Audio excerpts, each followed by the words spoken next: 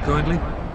Would you kindly get this? Would you kindly find that? Would you kindly find that? Would you kindly find it? Would you kindly get this? Just what is your problem with Superman? Everything's just so darn easy for him. Do I have everybody's attention now? Woo! So Death Battle 25, Superman versus Goku is over, and wow. This is probably one of the most beautiful outcomes to a video ever, because all of the pain, anguish, and hurting is spreading all across the internet as the DBZ fanboys are mad. Oh, they're mad. They're more mad than a Nintendo Wii U fanboy because they're mad. So, I'm gonna give my thoughts on how I thought about the video, what I thought about the fight, what I thought about the analysis and everything of that nature, and pretty much a lot of things were spot on. There was nothing I really could complain about. I mean, except for maybe the power pole and other things, but hey, they had to give every advantage possible to Goku because the fight is not a fair fight. It just isn't a fair fight. I'm sorry, people. Superman is the only character who has to be written progressively weaker and weaker with each comic, with each cartoon, because he's just that overwhelmingly strong. Other characters, they achieve and they strive to get better to overcome limits. Superman, no, he kind of like reduces and limits himself because he's afraid of his limits. That's pretty much how it is. So, to get this video started, I don't like Superman. I'm a Batman guy. Superman, to me, represents everything bad in a superhero. He doesn't have to struggle. He doesn't really have to do anything. His abilities are pretty much naturally given to him. He's basically the big baby blue wonder, born with a silver spoon in his mouth, inherited of pretty much everything. Like a guy like Goku had to train, had to struggle, had to go through many hardships, to achieve his power. Superman? None of that. He is the OG of superheroes, basically. He pretty much is the end all. So, some of the objections I had to the video, or some of the objections that other people had to the video. People like Shokyo think that Goku is magic. That ki energy and energy blast and all that fireball crap is magic. I didn't know that Ken and Ryu were magicians. I didn't know that Goku was a wizard, but apparently I was wrong. It has never been classified in Dragon Ball that Goku or any of the other fighters are magicians. Babidi, yeah, but other people, no. Instant transmission goes anywhere, anytime. Wrong. I don't know why everybody keeps saying that. You gotta lock onto a target, lock onto an energy signature, and then you go there. You just can't randomly go wherever you want. And there's nobody to lock onto, then guess what? You can't go there. Instant transmission, Superman into a non-yellow sun. That's what a lot of people are saying Goku should have done. Except for a couple of things. One, Goku doesn't know that a red sun doesn't give Superman power. And two, what happens if he teleports into a blue sun? Right? He doesn't know. There's no way for Goku to know that he gets his power from a yellow or a blue sun and not a red sun. There's no way for him to know. Next we have ask King Kai for help, or ask, first of all, it's death battle, people. This is why you have heroes killing each other. Spider-Man would never kill Batman, but in a death battle he did, because it is a death battle, a fight to the death. That's why when Superman blew up the planet and killed it, whatever, it is what it is. It's not like, true to be told and things like that. There is no outside help in a death battle. It's already been explained.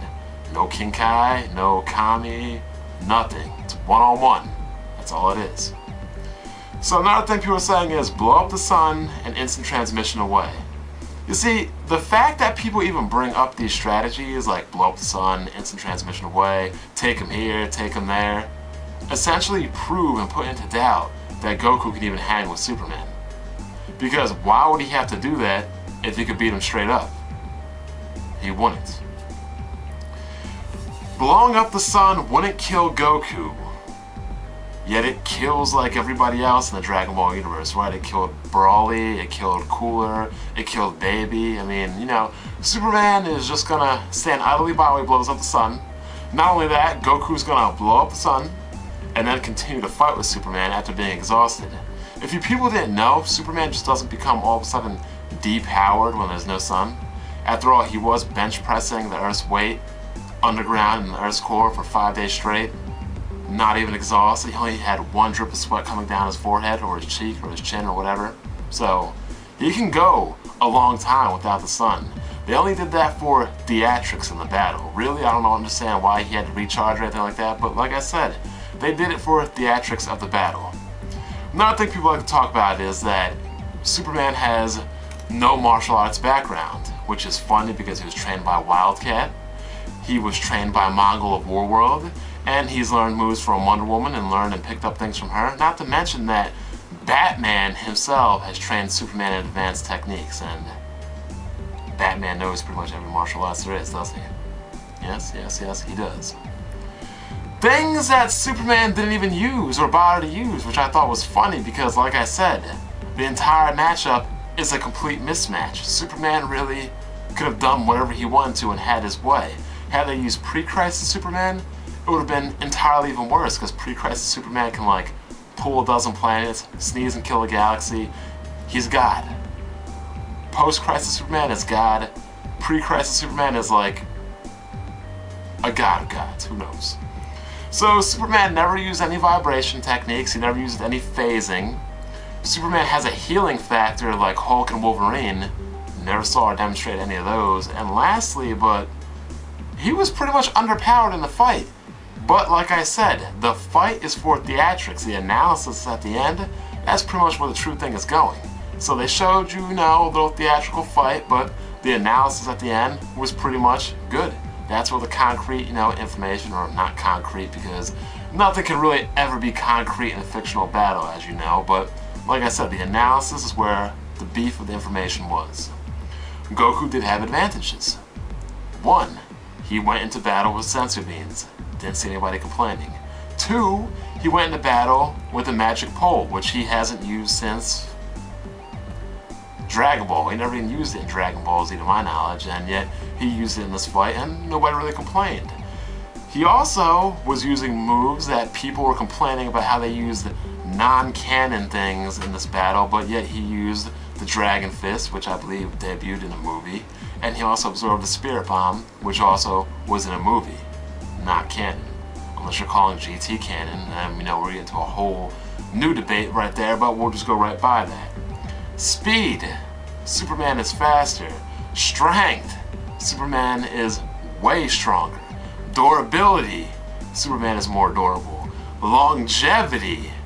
Superman lived 15,000 years into the future and became a god. He's more longevity based.